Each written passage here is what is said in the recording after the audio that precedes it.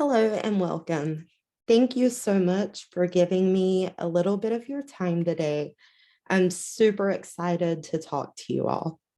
My name is Kat Robinson, and I am currently enrolled in the Doctor of Psychology program here at UAGC, where I'm focusing on studying criminology and justice studies. I also hold both a bachelor's and a master's degree in forensic psychology that I earned at Southern New Hampshire University, where I also minored in sociology. So the topic that I will be discussing with you all today is one that I'm passionate about, and it explores the impact of cyberbullying on a population that desperately needs more support and advocacy. I'm the mother of a preteen who identifies as non-binary and is gay. And they also struggle with some mental health issues and bullying. So I understand firsthand how difficult it is as a parent to identify risk and try to proactively protect your kid in a way that is appropriate but doesn't isolate or alienate them.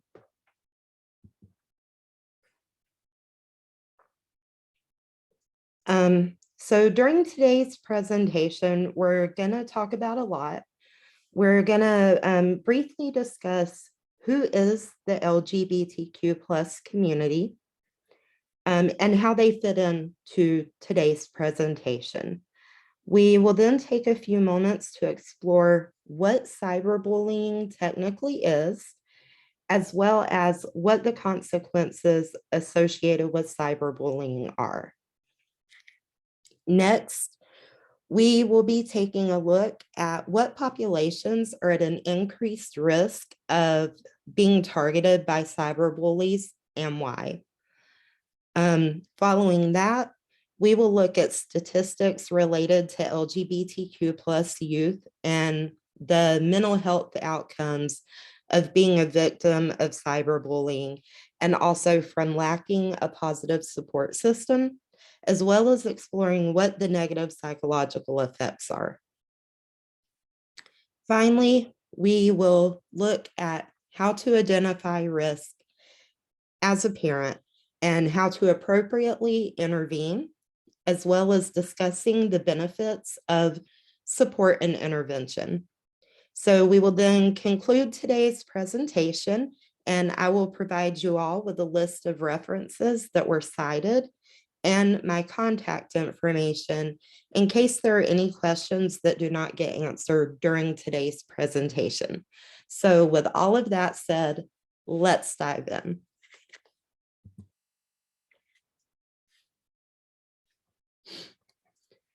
So when we think about the LGBTQ plus community, we know that this is a robust and diverse community, and it's made up of people from all walks of life, from all nationalities, religions, socioeconomic brackets, and ethnicities.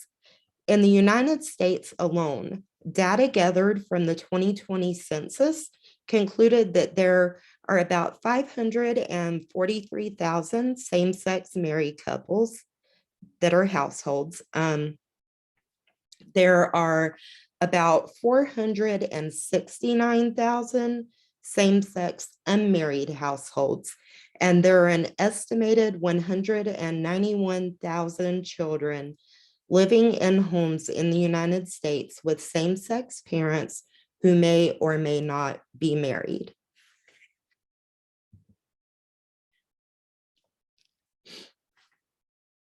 So some people often, and it's often people who are really speaking from a place of privilege, they will question the actual vulnerability of the LGBTQ plus community.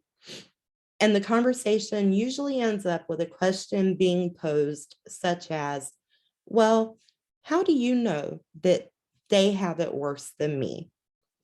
The simple answer, and the answer that I give, is we know because there is data to back up the idea that the LGBTQ plus community is at a heightened level of vulnerability when compared to other populations in relation to bullying, harassment, and discrimination. Data from the Center for American Progress provides evidence to support the claim that these individuals face consistent and ongoing mistreatment based on their sexual orientation and gender identity. And this problem has even been exacerbated since the beginning of the COVID-19 pandemic.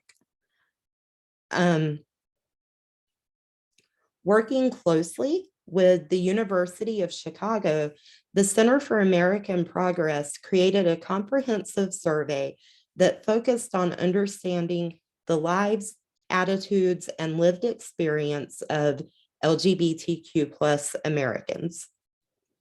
So the study had a large enough sample size that the collected data was able to appropriately and accurately reflect the answers of subgroups based on race, age, education, income, disability, and gender identity. So the study proved that younger generations of LGBTQ plus Americans are reporting significantly higher levels of discrimination, attendant problems, and trauma that is associated with inequity. So in short, these issues impact individuals who are transgender, people of color, and disabled at even higher rates.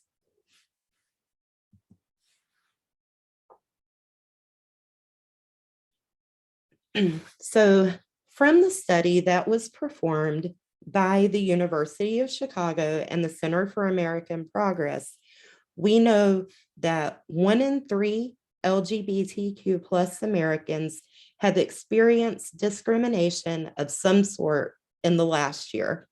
And this increases to more than 3 in 5 when we consider the statistics for transgender Americans. 1 in 2 LGBTQ plus Americans have reported moderate to significant negative psychological effects that are associated with their experiences with discrimination.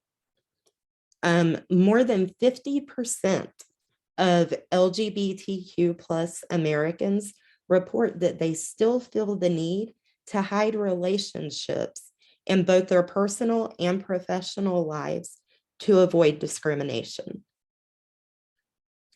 57% of Generation Z adult LGBTQ plus Americans and 42% of millennial adult LGBTQ plus Americans reported experiencing discrimination in the past year, compared to only about 30% of Generation X and about 1/5 of baby boomers.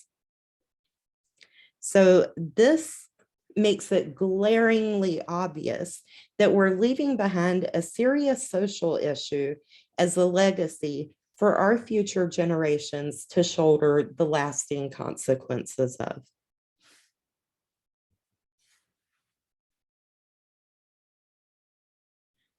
So, cyberbullying. Cyberbullying is a common problem, especially among adolescents, teenagers, and young adults. It occurs when people use digital media, usually through public comments or private messages, DMs. And they use these channels of communication as a way to threaten, harass, or intimidate someone. While there are currently no federal laws that prohibit or punish cyberbullying, all 50 of the United States do have laws against general bullying in place. And all of the states except Alaska and Wisconsin actually include clauses that reference cyberbullying specifically. And research has shown that males are more likely to perpetrate cyberbullying, while females are more likely to be the victim than the aggressor.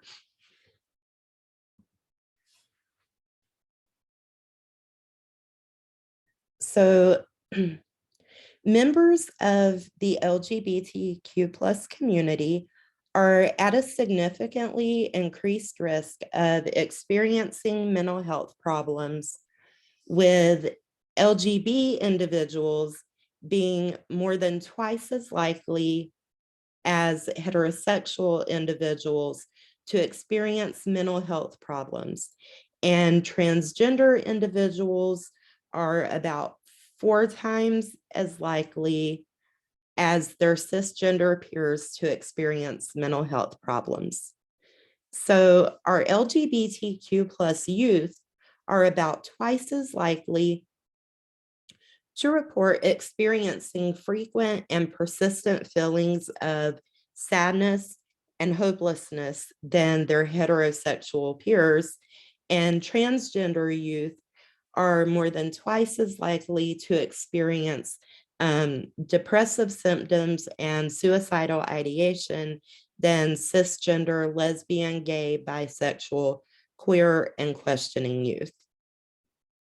So, according to the National Alliance on Mental Illness, many LGBTQ plus people are negatively impacted by factors such as socioeconomic and cultural variables, prejudice, denial of civil and human rights, harassment, family rejection, and this can even result in worsened psychological effects, especially in LGBTQ plus youth who have intersecting racial or socioeconomic identity variables.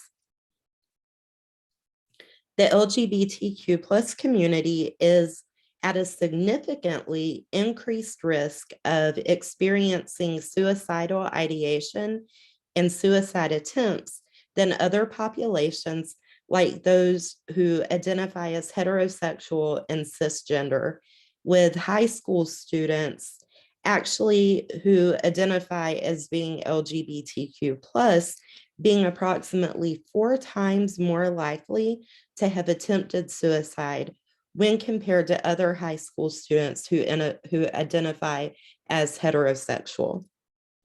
To put this further into perspective, about 40% of transgender adults in the United States have attempted suicide at some point in their lifetime, and that's in comparison to only about 5% of the rest of the United States population having actually attempted suicide.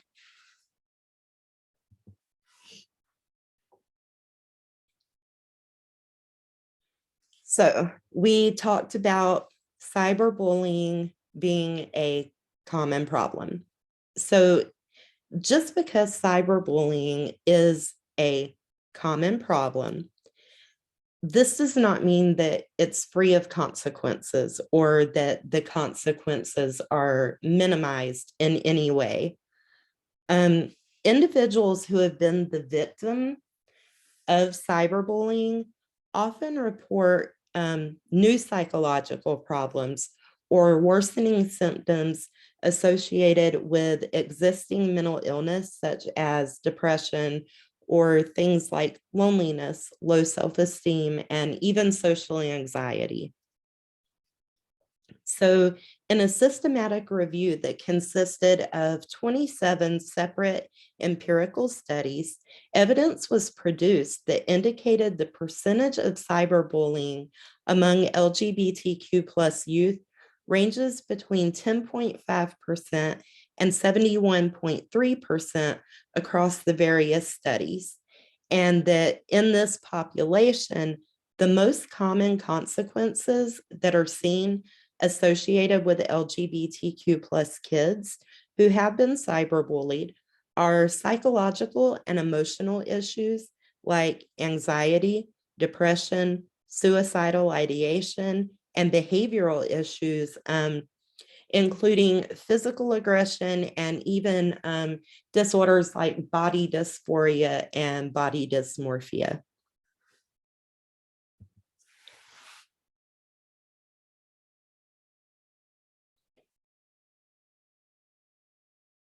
So cyberbullying carries the potential to create psychological effects, some of which can be long lasting or even permanent in some cases. So some of these psychological effects are extreme fear, participating in self-destructive behaviors, um, poor self-esteem, poor perception of self-worth, social isolation and alienation, post-traumatic stress disorder, anxiety, social anxiety, depression, and poor academic performance. So furthermore, research has shown that kids exposed to unrelated parental attitudes and rejecting parental attitudes are at an increased likelihood of perpetrating cyberbullying, while kids exposed to oppressive and also rejecting parental attitudes are more likely to be the victims of cyberbullying due to parental behavior and parent-child interactions, which can lead to irrational beliefs and an increased need for psychological needs such as autonomy, dominance, and relationships to be met.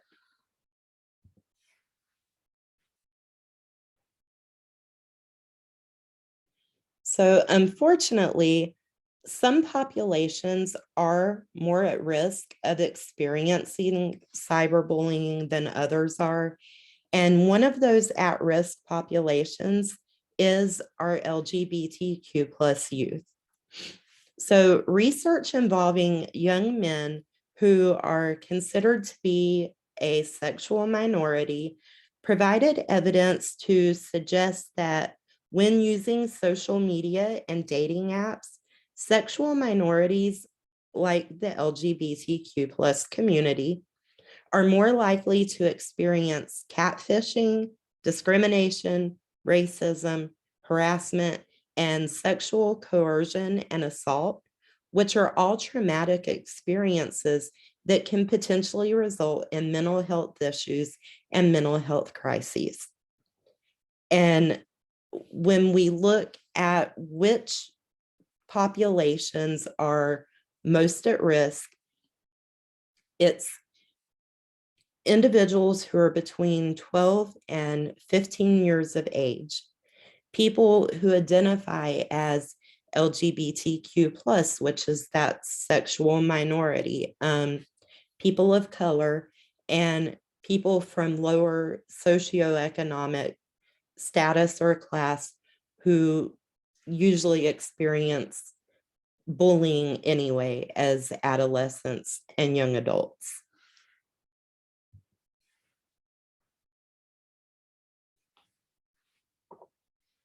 So now we're going to look at how to effectively and appropriately identify risk as parents. So, I mean, as parents, especially of tweens and teens, it can be pretty hard sometimes to identify risk without feeling like we're invading our kids' privacy or stripping away their autonomy. And odds are, if your kid is being bullied online, they aren't going to tell you. And that's okay. If your kid doesn't tell you that they're being bullied, don't assume that it's because they don't trust you to help them out. Um, Kids often don't tell us that they're being bullied because they don't think their situation meets the criteria to actually be considered bullying or to be considered serious. Um, Or it could even be because they fear retaliation for seeking help from an adult, or they could even be afraid of losing access to their devices that have an internet connection. So, while it's important that we respect our children's boundaries and treat them with the same dignity that we would another adult or person we view as an equal, there are some ways that can help identify risk without causing breakdowns in the parent-child relationship and communication. Um, some of the ways that we can identify if our children might be the victim of cyberbullying are if they have a sudden lack of interest in the internet or a refusal to use the internet, even if they enjoyed it before. A refusal to use the internet in your presence, or quickly hiding their screen whenever you're within viewing distance. Um, outward signs of anxiety, stress, or fear when receiving correspondence on a messaging, texting, or email platform. A refusal to go to school, or panic or anxiety that occurs when faced with going to school, and becoming withdrawn or not taking part in activities and relationships that previously brought them joy. Those are all things to look for that can be considered risk factors.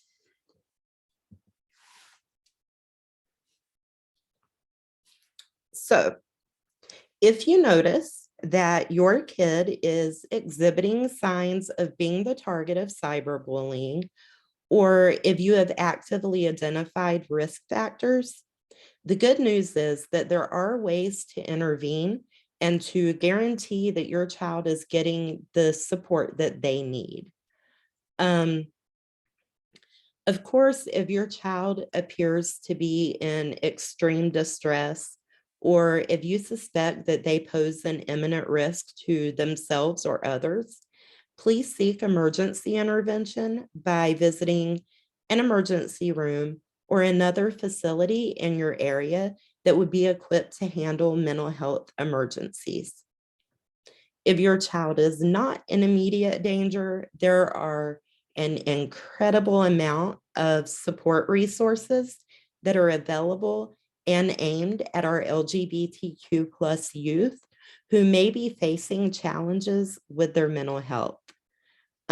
Therapy is always a great starting point, and having an unbiased person to vent to can be extremely beneficial. And that's especially true for our LGBTQ plus youth. Um, if your child finds themselves in a state of crisis, Crisis Text Line is a free text-based crisis intervention program. They can help talk texters down from a place of feeling like you're in crisis to a cool calm. They can provide resources, and they can help develop healthy coping strategies. And if the texter is deemed to be an imminent risk by the crisis counselors, the crisis text line can actually perform active rescues and send help when appropriate. So if you or your child needs to connect with a trained crisis counselor through crisis text line, you can do so simply by texting GO to 741-741. Next is the Trevor Project. The Trevor Project is the world's largest organization that is designed specifically to benefit LGBTQ plus youth. And they do this by providing suicide prevention and crisis intervention resources. And also offered is access to the Trevor Lifeline, which provides access to trained counselors similar to Crisis Text Line. To learn more about the Trevor Project, visit www.thetrevorproject.org. To access the Trevor Lifeline, call 1-866-488-7386, or you can text 678-678. If your child is struggling with self-harm, a really good resource for that is a nonprofit organization called To Write Love on Her Arms. This organization is geared toward teens and young adults, and it focuses on advocating and raising awareness about self-harm, suicide, depression, and addiction, and provides resources to help learn to cope in healthy and safe ways. To learn more about To Write Love on Her Arms, please visit www.twloha.com.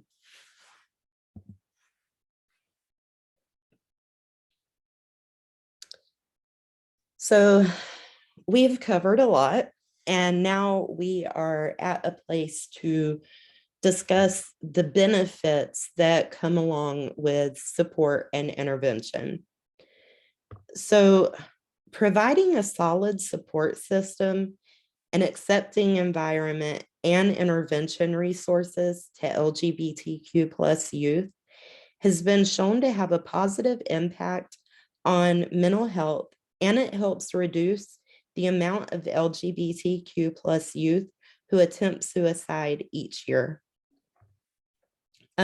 So one study using a cross-sectional sample of 1,707 adolescents between the ages of 10 and 13 years old to explore the correlation between intervention for cyberbullying and psychological outcomes was able to determine that social support can be used to mediate the relationship that exists between cyberbullying, victimization, and psychological well-being.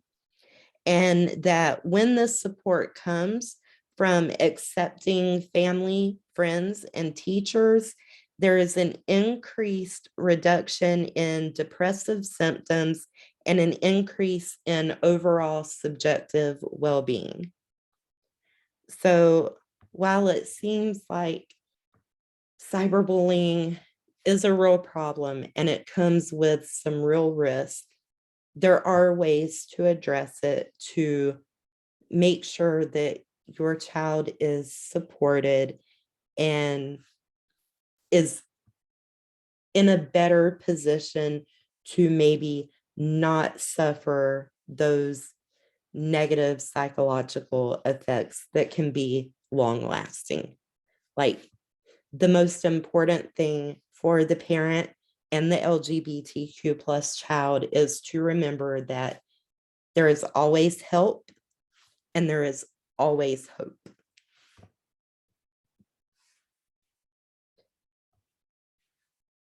So I appreciate your time today so much, and I am so grateful for the opportunity to chat with you all today about such an important topic and to be able to present at the UAGC Winter Psych Symposium.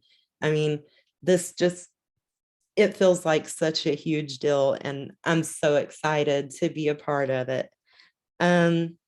So if you have any questions that were not answered, you are welcome to email those to cat.robinson084@outlook.com, and I will respond as quickly as I'm able to. Again, thank you so much for your time. This has been amazing, and I look forward to hearing from you. Attached after this slide are all of the references that were cited during today's presentation. Thank you.